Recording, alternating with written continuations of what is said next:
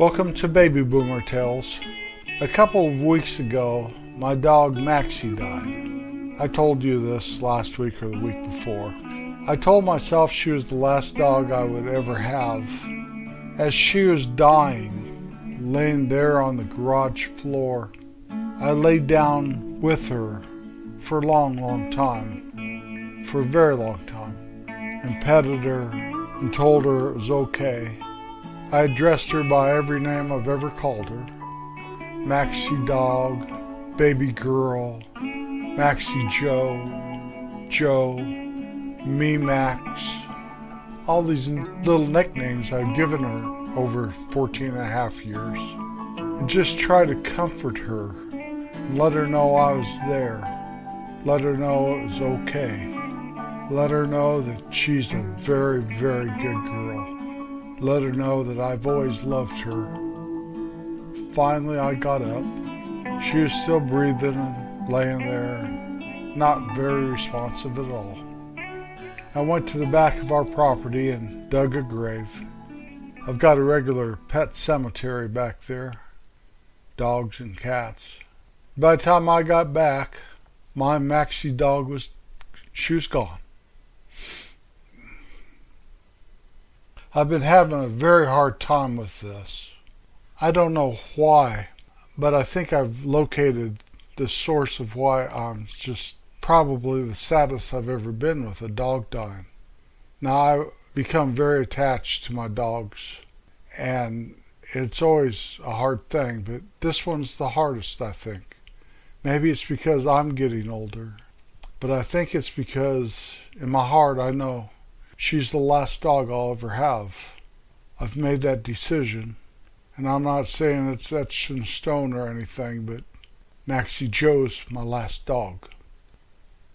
That brings me to sitting down here in front of my microphone, putting this podcast together today.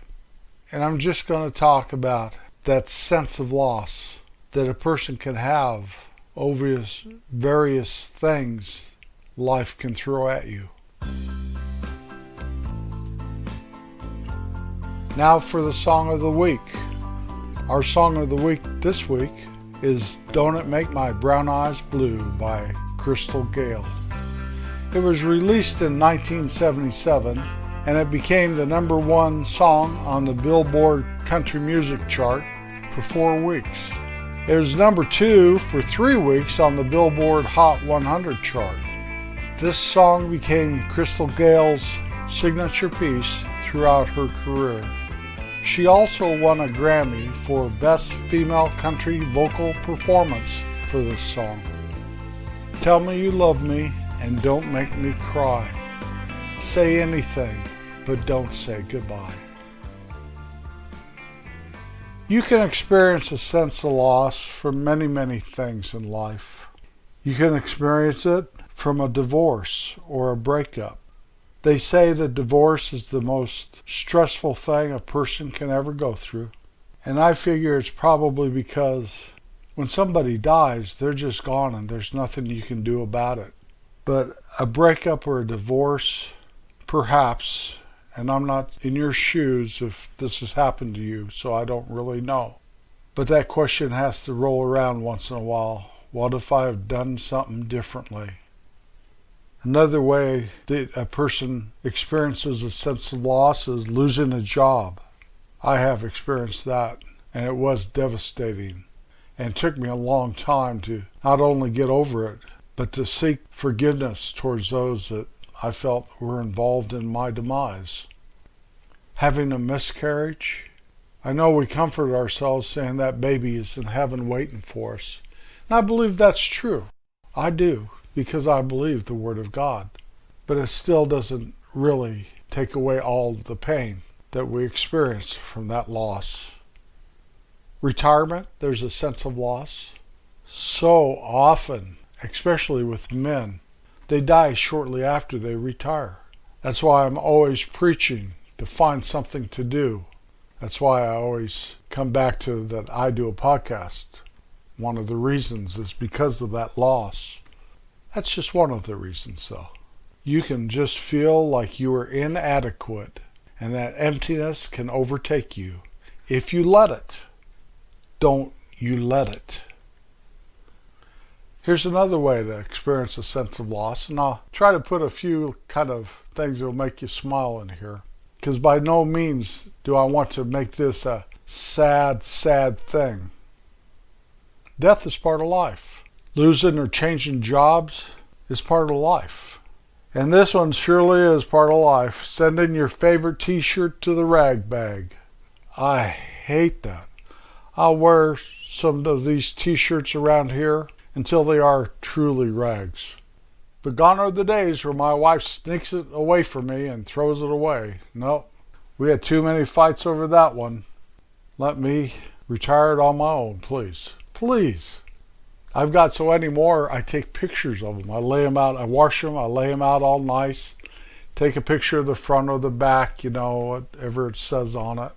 Perhaps the front and back. Doesn't matter if it's full of holes and the neck's ragged. That's what I do to send it off to the rag bag. How I started this, having your pet die. Doesn't matter if it's a goldfish or a cat or your horse or what, or your dog. Christians say, death, where is your sting? Remember that. It may hurt for a while, but don't let that sting kill you.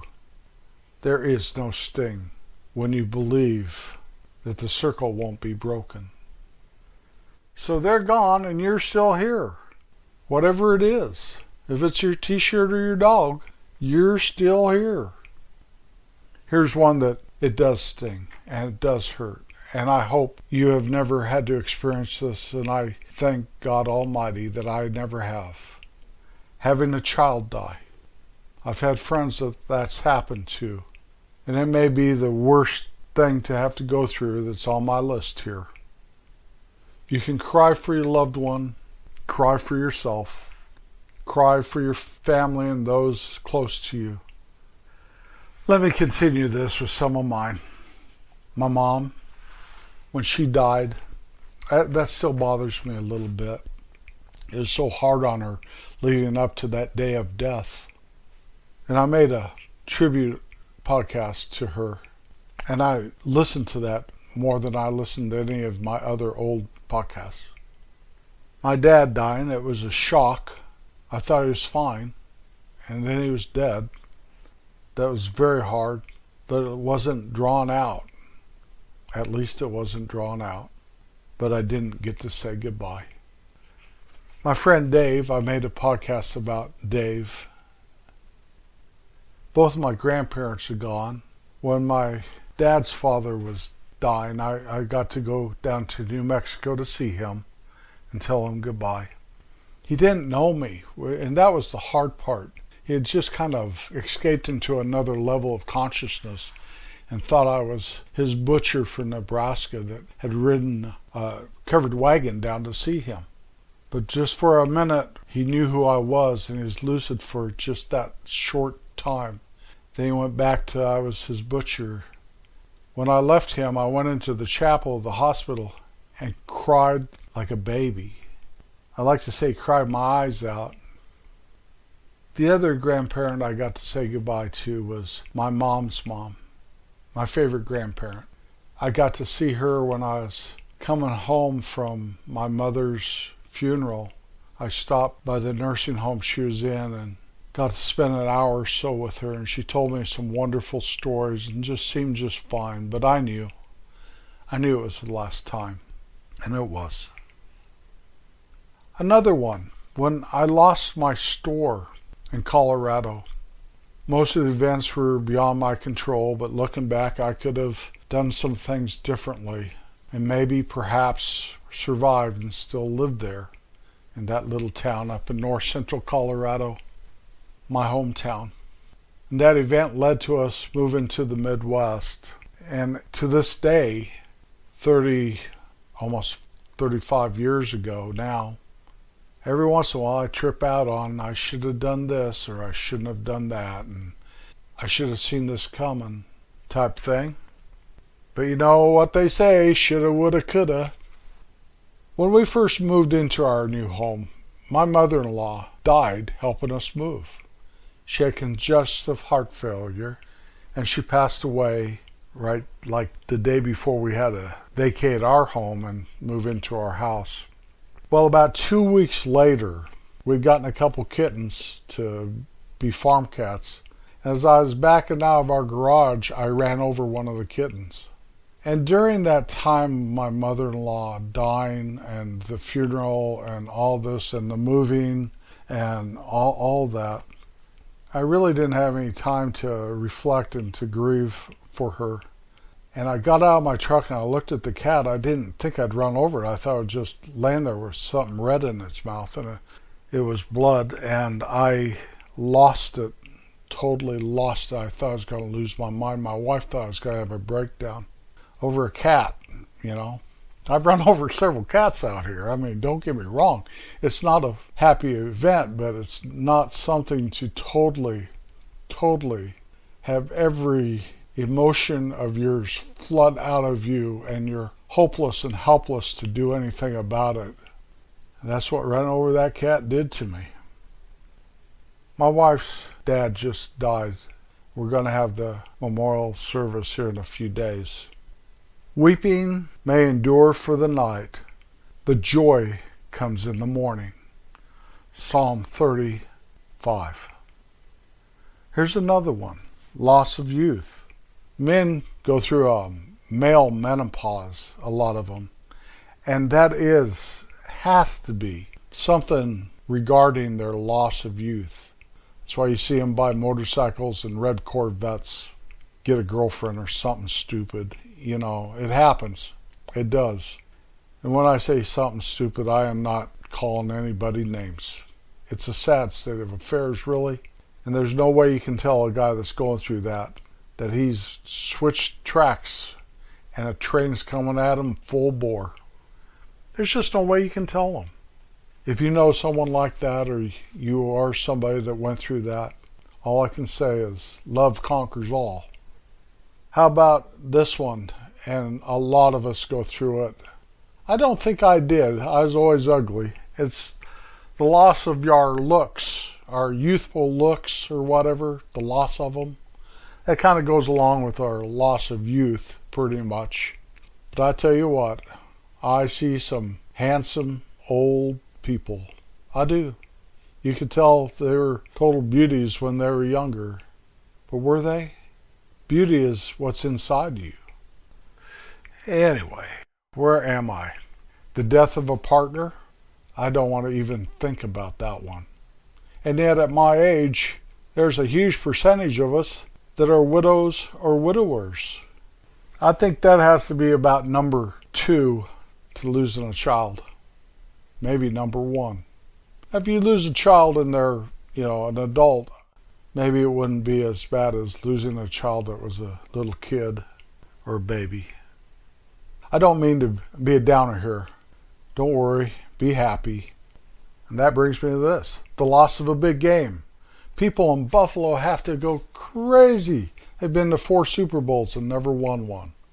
That can ruin someone's life. Loss of a big game. Sounds silly. I can't hardly relate, but it happens. It happens. How about this one? A lot of guys say this. Marriage. You lose your freedom. Well, if you're of that mindset, your marriage is doomed from the start. I'm sorry to say that, but it is. Friends that have died. The older you get, the more friends you'll have that have passed on. How about famous people or presidents? Presidents, really, the nation mourns at a president. When John Lennon died, people were upset, but possibly England mourned. I don't know. I don't know if they mourned when Lennon died like they are right now with the Queen dying. But famous people, some of your favorite TV people or music people or whatever, when one of them dies, it makes you stop and ponder and reflect. It does. I always say in sports that you have to know how to lose and able to be a good winner. It is better to win than to lose. But whatever we do in life, there's going to be loss. Don't let that pull you down. Smile on the inside. know how blessed you were to have known that person or experienced that job or had a youth that you survived and now you're in your golden years. Don't lament. Just look forward with confidence and thankfulness. It's going to be all right. Don't you know it's going to be all right? And on the lighter side, our unusual fact of the week, a jiffy is an actual unit of time. It's 1/100th of a second. I'll be there in a jiffy. Always be kind. You don't want to look back and wish you were. I'll be back next Wednesday. Don't forget to find us on the internet, babyboomertales.com. This is Jim. Peace out.